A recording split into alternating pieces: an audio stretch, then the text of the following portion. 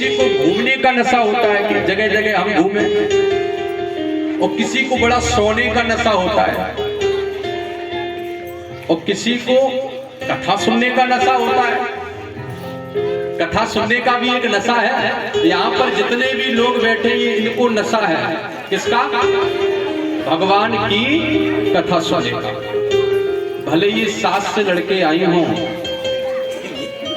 भले पति ने कहा हो कि मत जाना, लेकिन चुपचाप ये चली आई हो, ये भी एक नशा है।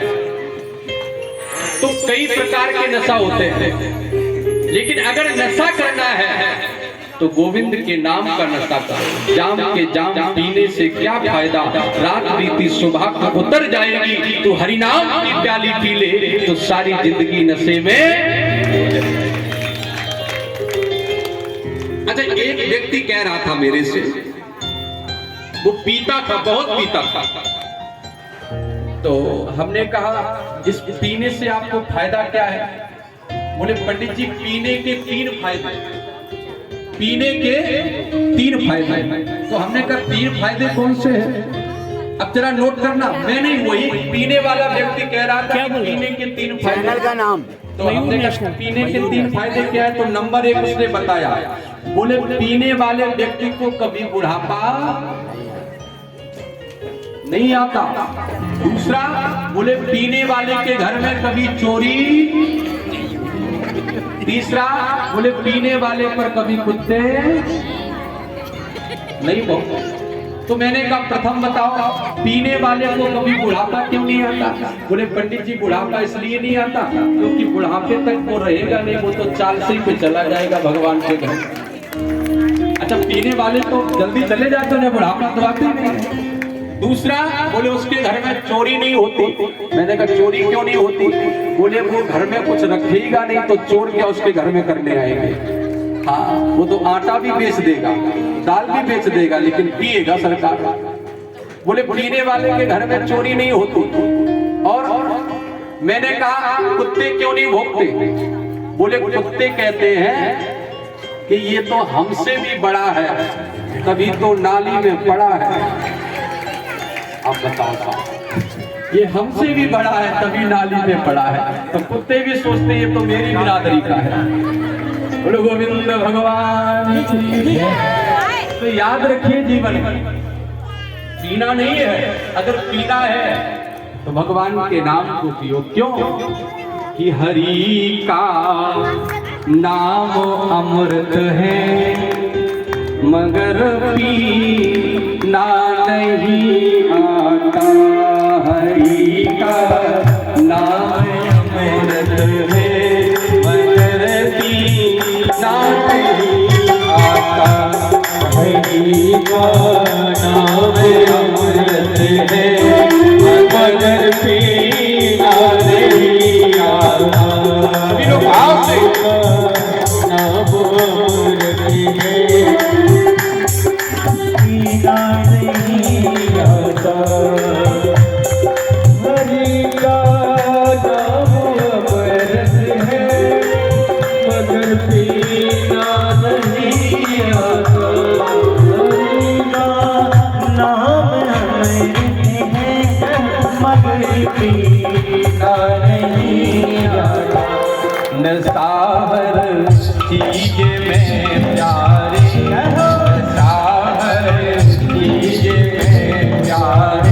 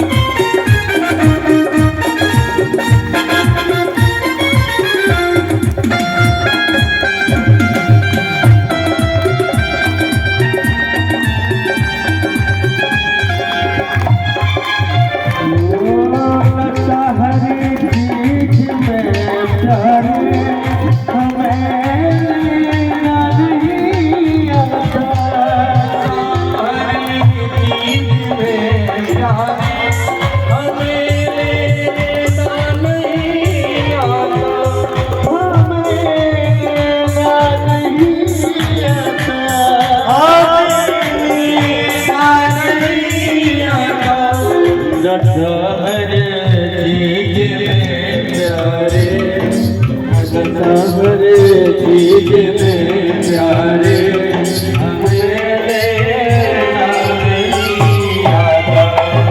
सारे चीज में प्यारे मेरे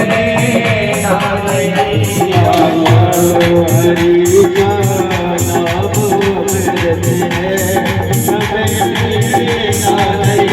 है हरि का नाम अमृत है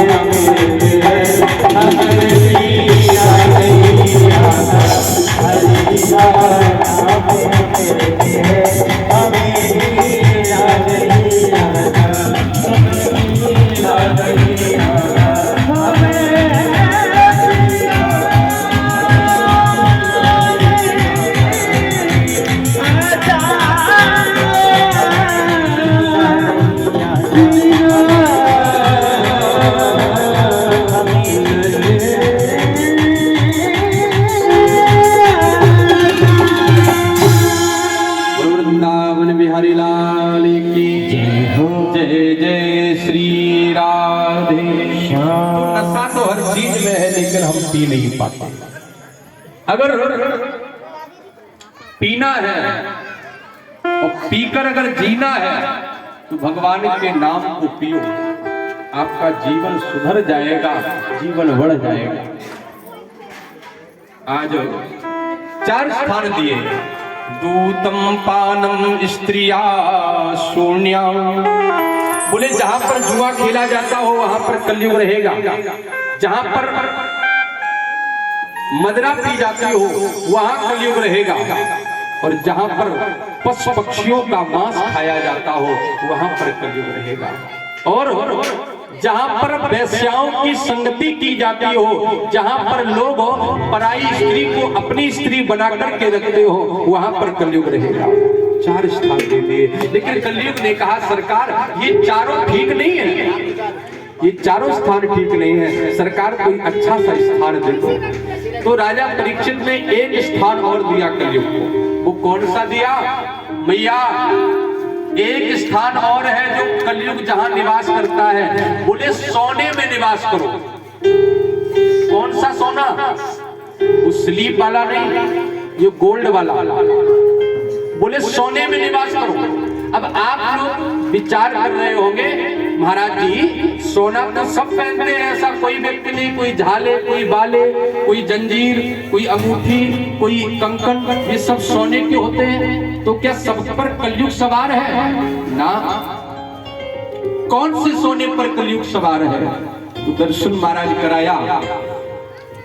बोले जो सोना चोरी के धन से जो सोना बनवाया जाए उस पर कलयुग का निवास है। और जैसे कहा कि सोने में निवास करो, महाराज परीक्षित सोने का मुकुट बांधे हैं, तुरंत ये कलयुग सवार हो गया। क्योंकि ये सोना आप कहोगे इतने बड़े चक्रवर्ती राजा क्या इन्होंने चोरी से उस मुकुट को लाए थे? ना बाबा। फिर ये मुकुट इनके जो बाबा भीम थे ना, उन्होंने जरासंध को मार करके अपने राज्य में इस मुकुट को लाए, लेकिन कभी सर पे धारण नहीं किया। जानते थे कि अधर्म का है, लेकिन जब परीक्षित का राज आया तो इन्होंने सर पर धारण किया। आज कलयुग जानता है, कलयुग सवार हो गया।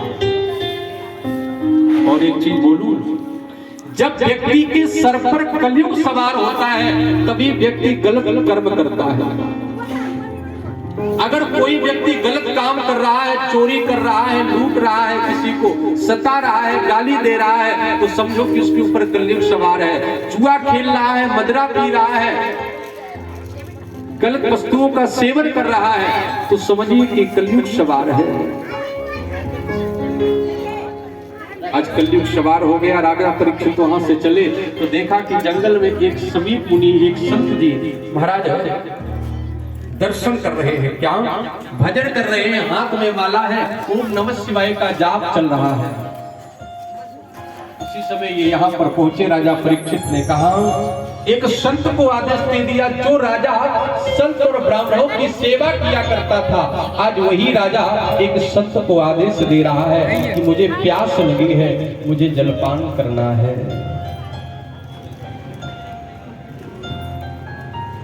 बात को नहीं सुना, क्रोध आ गया। पास में मरा हुआ सर्प पड़ा है। धनुष की नोक से, बाण की नोक से उस सर्प को, मरे हुए सर्प को हाथ में लिया और लेकर के महाराज समीक मुनि के गले में डाल दिया, चले गए। लेकिन उसी समय समीक मुनि का बेटा श्रृंगी ऋषि आया। उसने देखा कि मेरे पिता के गले में किसी ने मरा हुआ सर्प डाल दिया है। क्रोध आ गया, हाथ में जल लिया और जल लेकर के श्राप दे दिया कि जिसने भी मेरे पिता के गले में मरा हुआ सर्प डाला हो, मैं श्राप देता हूं, आज से 7वें दिन उसे तक्षक डस लेगा। श्राप लग गया।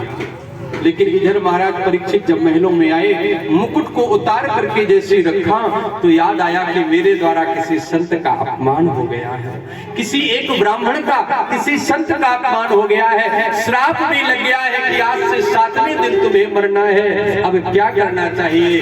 विचार आया कि जब व्यक्ति की मृत्यु निकट आ जाए तो उसे क्या करना चाहिए? जबलपुर वाले भगवान का नाम लेना चाहिए। कुछ तो सोच रहे होंगे कि अगर पता चल जाए कि अगर हमको मरना है 7 दिन के बाद, तो जितना भी बैंक बैलेंस होगा सब बच्चों के नाम, सब निकाल करके, जितने भी प्लॉट होंगे, फ्लैट होंगे, सब बच्चों के नाम, क्योंकि मर जाएंगे फिर तो किसी काम के नहीं, बच्चों ही को दे दो। लेकिन जानते हो ये साथ जाने वाला नहीं है।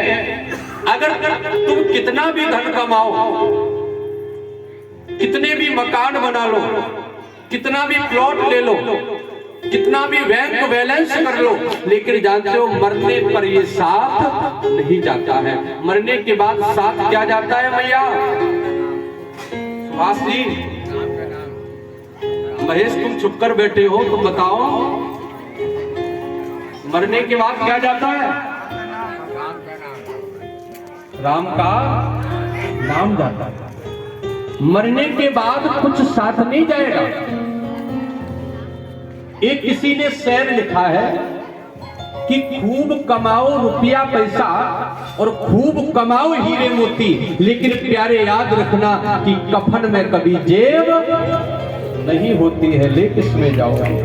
कफन में जेब नहीं होती। अब मुझे तो पता नहीं, शायद जबलपुर में लगने लगी हूँ, जेब लग के आती हूँ, लेकिन मेरे इधर तो वृंदावन में नहीं आती है, वो तो ऐसे ही आता है। और पता है जब व्यक्ति मरता है, लकड़ियों के ऊपर, उस हीटर के ऊपर रखा जाता है, तो जो वो कफन होता है उसे भी हटा दिया जाता है, कुछ साथ नहीं जाता है। क्यों? अगर साथ जाएगा तो भगवान का नाम जाएगा, यही साथ जाने वाला है। इसी की कमाई कर लो, इसी का बैंक बैलेंस कर लो, इसी को इकट्ठा कर लो, बस यही साथ जाएगा। ना तो पत्नी साथ जाएगी, ना बच्चे साथ जाएंगे। जो पत्नी कहती है कि मैं अपने पति से बहुत प्रेम करती हूँ, माताओं मैया, जो पत्नी कहती है कि मैं अपने पति से बहुत प्रेम करती हूँ, सच बताना, मरने के बाद अगर उस पत्नी से कहा जाए कि जहां पर पति मरा है उसकी एक मुट्ठी राख आप अपने लॉकर में रख लो, कोई रखेगी? हे भगवान, फिर तो यही बोलेगी कहीं भूत बन के ना लग जाए। फिर तो कहेगी दूर दूर दूर दूर। मतलब है ये कब तक का प्रेम है? अरे झूठे नाते, झूठे रिश्ते, और किसका कौन हुआ है? अरे कब बाजी उल्टी पड़ जाए, जीवन एक जुआ है। कब बाजी उल्टी पड़ जाए, जीवन एक जुआ है। ये झूठे नाते हैं, ये झूठे रिश्ते हैं, इसका कोई पता नहीं। कौन लाया साथ में धरा सुधाम संपदा, कौन किसके लगी रह जाएगी। मुट्ठी बांध आया, जब व्यक्ति आता है तो कैसे आता है? अच्छा बताओ, जब बालक का जन्म होता है तो उसके हाथों की मुट्ठी बंद होती है कि खुली होती है? कैसी होती है? मुट्ठी बांध आया जगती तल पर, हाथ को पसारे वस देह रह जाएगी। मुट्ठी बांध कर आता है जब जाता है तो दोनों हाथ ऐसे होते हैं। उसका संदेश ये होता है कि दुनिया वालों देख लो, मैं दुनिया से जा रहा हूँ, मैंने इतना धन इकट्ठा किया, मैंने इतना प्लॉट बनाया, मैंने इतना गाड़ी लिया, लेकिन आज मेरे साथ कुछ जा नहीं रहा है, मैं खाली हाथ जा रहा हूँ। इसलिए याद रखना जबलपुर वाले, जीवन में भगवान का नाम तो लेते रहो। प्रत्येक व्यक्ति को अपने जीवन में एक बार भागवत की कथा जरूर करानी चाहिए, क्योंकि यही मुक्ति का साधन है, यही हमें उस पार ले जाएगी। भागवत की कथा जरूर सुननी चाहिए।